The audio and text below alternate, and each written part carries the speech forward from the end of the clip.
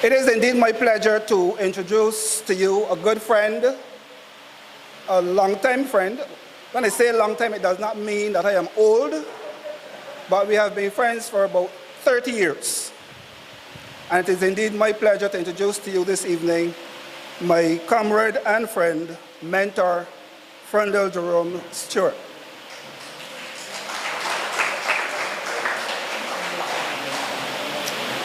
The Right Honorable FREUNDEL Jerome Stewart, former Prime Minister of Barbados, was born on the 27th of April in the 1950s, 1951 to be exact, at Marchfield in St. Philip, and that was where he spent all his life basically until recently when he moved to his current location. He was educated at the St. Mark's Primary and the Christchurch Foundation, a former teacher of the Princess Margaret Secondary School where he taught, I believe, history and Spanish before moving on to read for his bachelor's in law at the University of the West Indies, Cave Hill campus. He then went on to the Hugh Wooden Law School in Trinidad and Tobago to complete his legal education certificate. I was first introduced to this outstanding Barbadian in 1994 when he entered elective politics, contesting the seat of St. Philip South for the Democratic Labour Party. I walked the length and breadth of that constituency along with Algernon Atherley, with my comrade, and my support was not in vain because he was successful in the 1994 general election. However, the party did not win that election, so despite winning his seat, he had to go into the parliament on the opposition benches. In 1999, he lost the St. Philip South seat, but the party was able to regain some momentum and he moved on to St. Michael South. It took him another 9 years of hard work in St. Michael South before he entered the lower house again.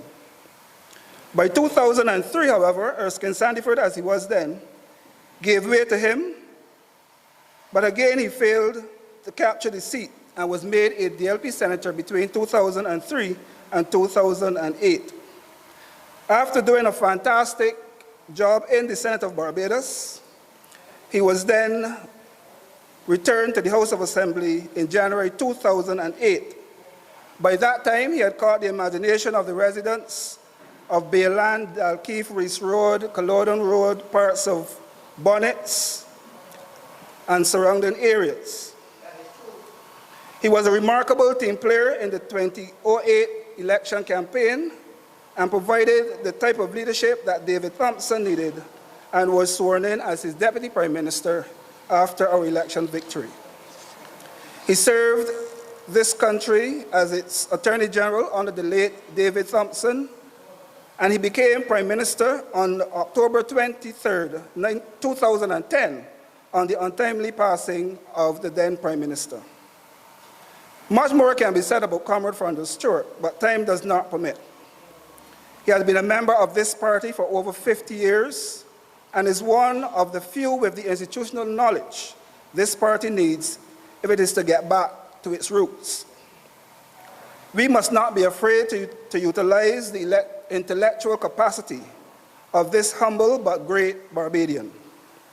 Ladies and gentlemen, it is indeed my pleasure once again to have been asked to introduce my friend and my mentor, former Prime Minister of Barbados, FREUNDEL Jerome Stewart, to address you on the topic, the meaning and purpose of the Democratic Labour Party in the politics of Barbados. Comrades and friends, sympathizers and supporters, ladies and gentlemen, I present to you the Right Honourable FREUNDEL Jerome Stewart.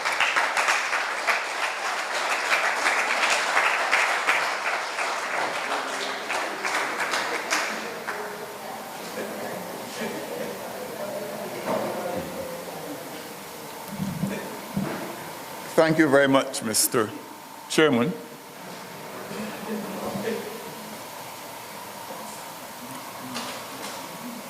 Very pleased to be here this evening at the St. Michael's South East branch meeting. I believe I was here sometime in February last year and was supposed to be here again in April this year, but that assignment was cheated of fulfillment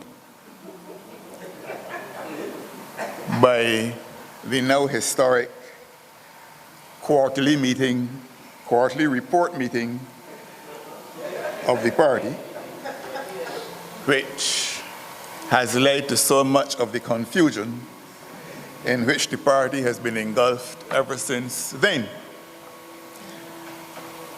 And when I was supposed to come here in April, I decided that based on all that I had been seeing and hearing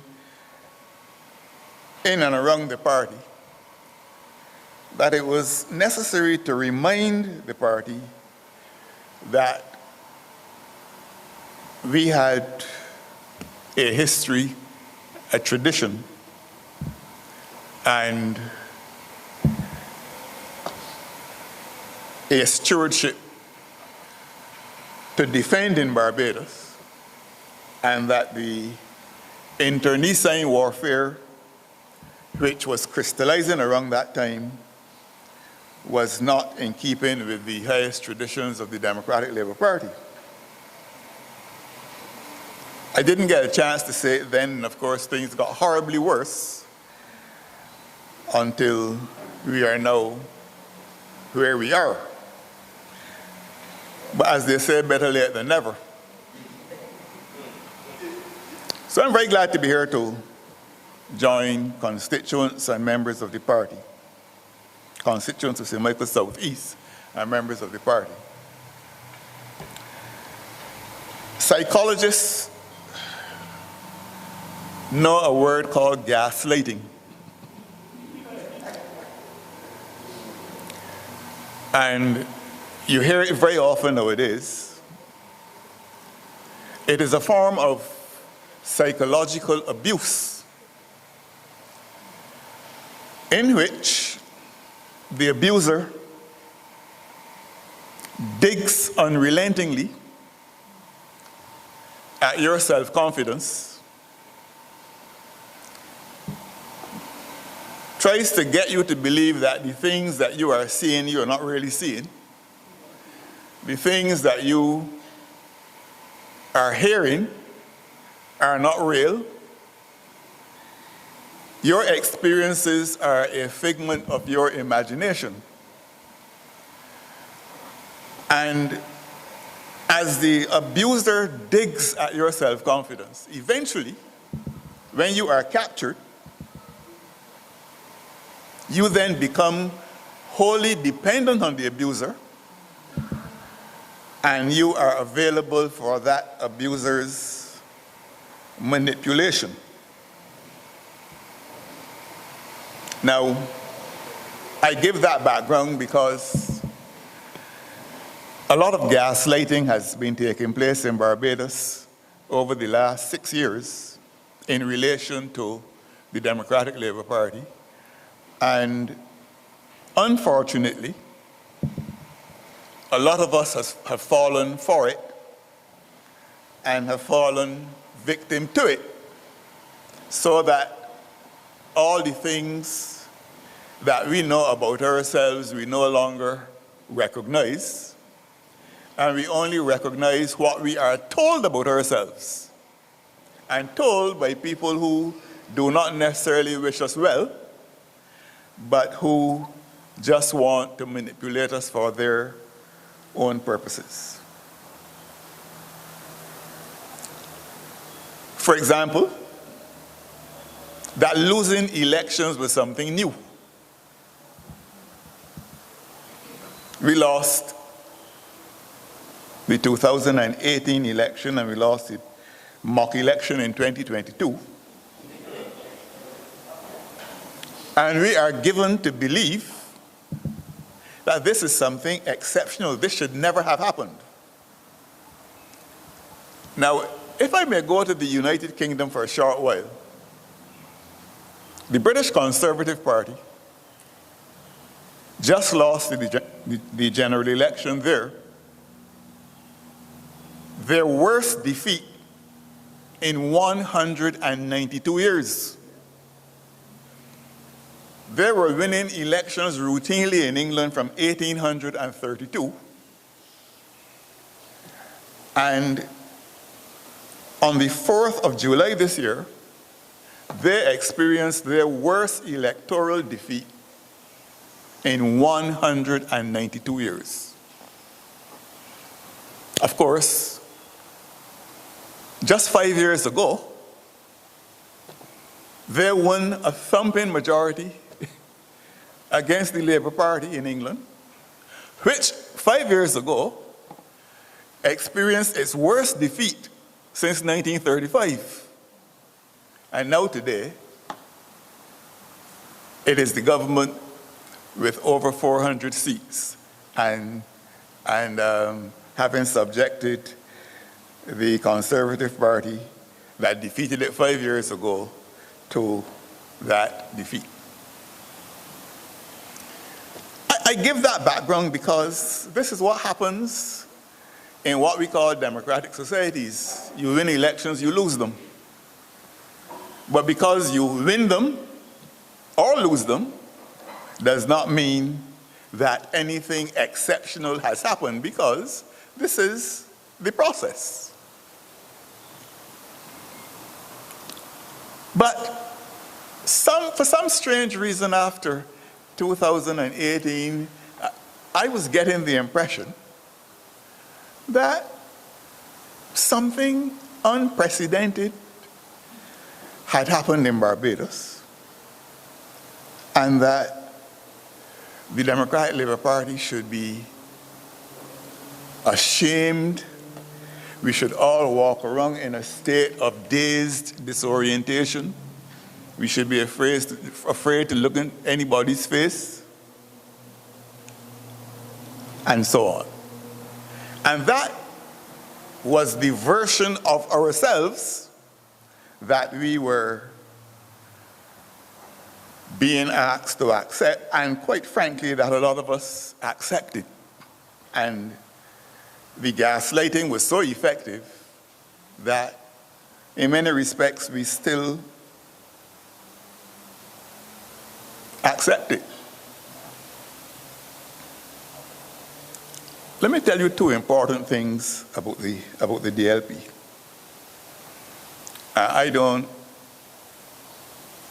I cannot possibly be contradicted on what I'm going to say now, because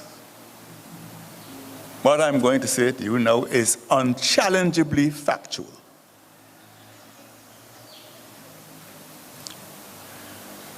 Barbadians got the vote, all Barbadians got the vote in 1951, the same year in which I was born that Pedro referred to.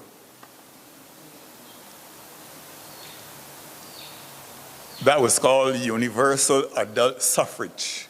Every Barbadian who was an adult at age 21 could vote from the year 1951. And between 1951 and the last election we won, which was in 2013,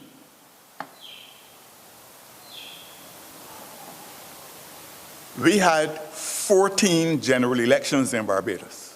Between 1951 and the last election we won in Barbados in 2013, there were 14 general elections in Barbados. Since then, we had the 2018 one and the 2022, and therefore there have now been 16 general elections in Barbados since universal adult suffrage, since 1951.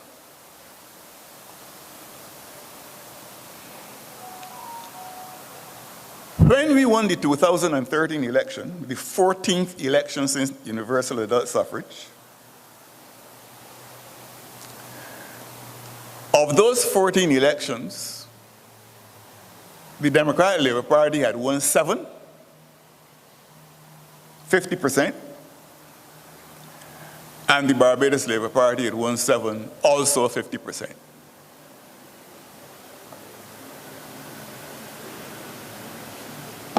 So there was no superiority there or inferiority.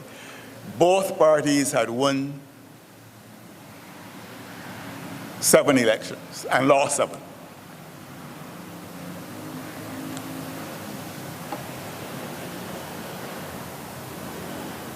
The second point I will make is this.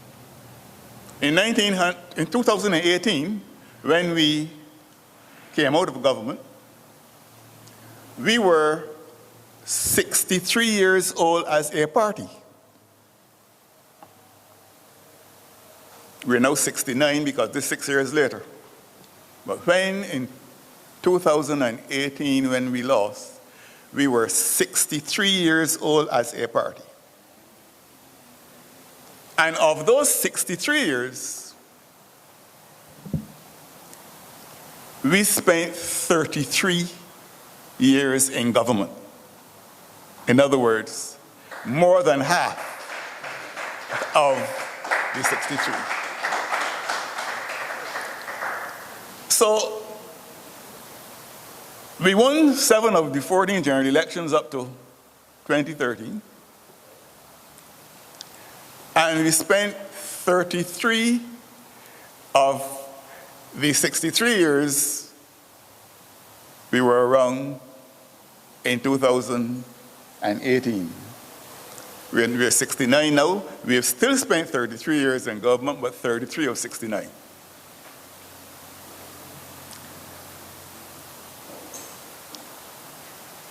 What about a record like that should anybody be ashamed of? You can't want for a more impressive record than that. Let me tell you something. The British Labour Party was formed in 1900. They're 124 years old now. I would like you to go and check to see if they have spent 33 years in government yet. We spent 33 years in government from 69 years of existence. They are 124 years old. I want you to go and check to see whether they get to 33 yet. Because as I said to you earlier, the governing Conservative Party, in fact, it was so accustomed to winning the elections that you constantly refer to, even when it is not governing, you call it the governing Conservative Party because it's the natural governing party of the United Kingdom. So, I am here to tell you this evening that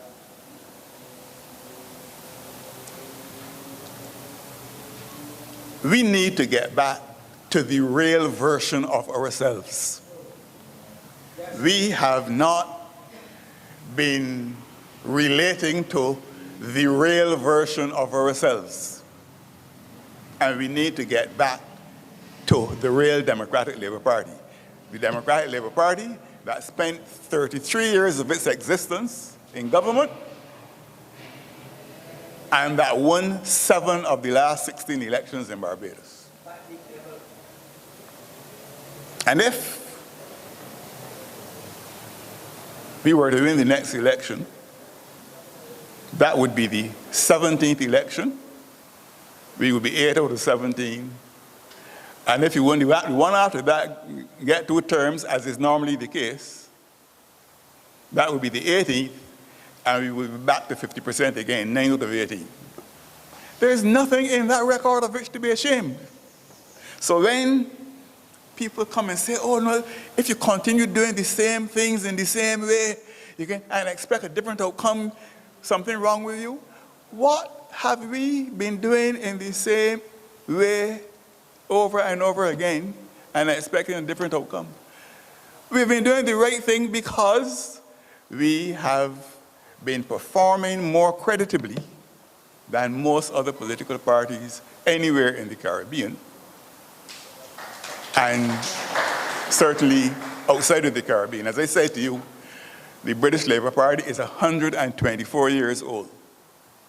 And you can check to see how many years of that 124 they spent in government. They're in government now, they won the election on the 4th of July. And we have to wait and see how long that will last. We wish them well. But the Conservative Party suffered its worst defeat in 192 years in that last election. And that real version of ourselves that I'm asking you to get back to did not come by magic. It came by hard work, by the discipline and commitment of our founders and the persons who bequeathed this organization to us. Your takeaway from here this evening is going to be about 8 P's. You can hear something about power. You can hear about politics first, then about power, then about party, then about philosophy, then about policy, then about program, then about priorities, and then about projections, all P's, 8 of them. Because it is on the basis of those 8 P's that we have been able to build the record that I just told you about. And it is because we have tended to deviate from those P's that we're now caught up in a lot of interpersonal strife, which really carries us nowhere. And we're caught up in a belief, a false belief, that you can unite an organization around an individual. You can't. You unite organizations around values and principles.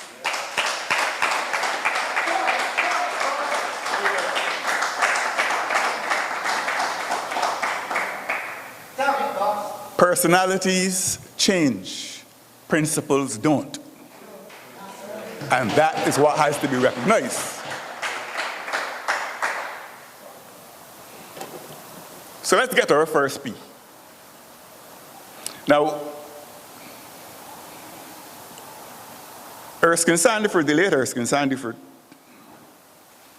delivered the first election broadcast for the Democratic Labour Party in the 1971 general election. And he began the broadcast with these words: "Politics is about power and the uses to which power can be put in a society."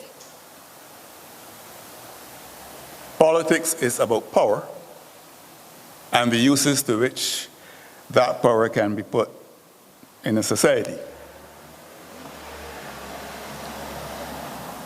But then he went on to make the point that even though that is so, even though that is a correct definition of politics, and that is all politics has ever been, it's been about power and how power is used. That was so during the days of the Old Testament politicians like King Saul and Jehoshaphat and Solomon and David and Rehoboam and Jeroboam and all of them.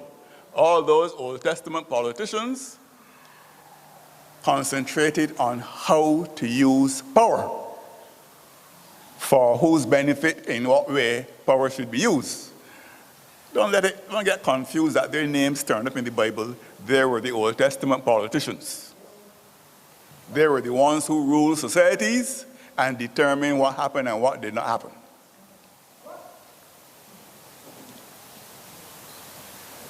But Erskine went a step further. He said, yes, it is true that politics is about power and the uses to which power can be put in a society. But the Democratic Labour Party has taken a side. We don't just believe that politics is about power and the uses to which it can be put in a society. We have decided Erskine said back then, that politics, yes, is about power, but it is about using that power to lift those at the bottom from where they are to a higher state in the society. And for years after that, the LP spokesmen have put it this way, that we have not come to confirm the mighty in their seats. We have come to exalt the humble and the meek. That is how we have determined that power should be used. Not leave it out there in the stratosphere, can be used for how it can be used in the society. We took a side that it should be used to lift the people at the bottom from where they are to some higher state in the society. And our policies between 1961 and 1966, equalizing pay for men and women at the workplace, introduction of free secondary education, introduction of a school meals program and so on, and a preparing of the country for independence. That is how we believe power could be used to make people better.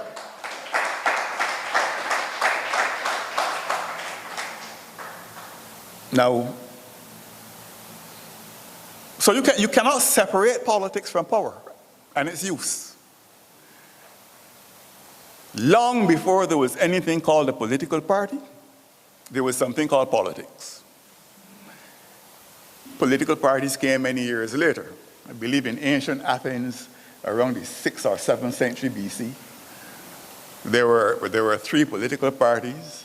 One called the Hill Party, representing the people in the hills. One called the Coast Party, representing the people around the coast. And one called the Plains Party, representing the people on the plains. But long before that, long before there were those political parties, there was politics, because politics is about power and the use of that power to benefit the least fortunate people in the society. That is the Democratic Labour Party's definition of politics. It's not about having out this with anybody, unless you're doing it over how power should be used. It is not about backstabbing and bad-mouthing. It is about the creative use of power to lift people from where they are, to put them in a higher and in a better place. And there is no other valid or credible definition of politics anywhere. That is why Cameron Tudor and Errol Barrow and Erskine Sandiford always used to say, you can teach anybody in the world political science, but you can't teach them politics. Because political science comes from without. Politics comes from within. Politics is about how you believe that power should be used in a society. Anybody can be taught political science, but you can't teach anybody politics. Because politics is based on belief, and your belief on how power should be used in a society. When you look at how power is being used in a society now, you can come to your own conclusions as to what is this government's definition of politics. You can come to your own conclusions as to who is benefiting from the use of power in Barbados today.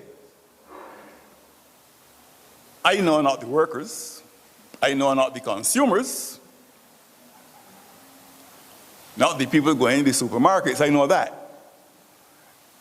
Not the people who go to the vegetable market.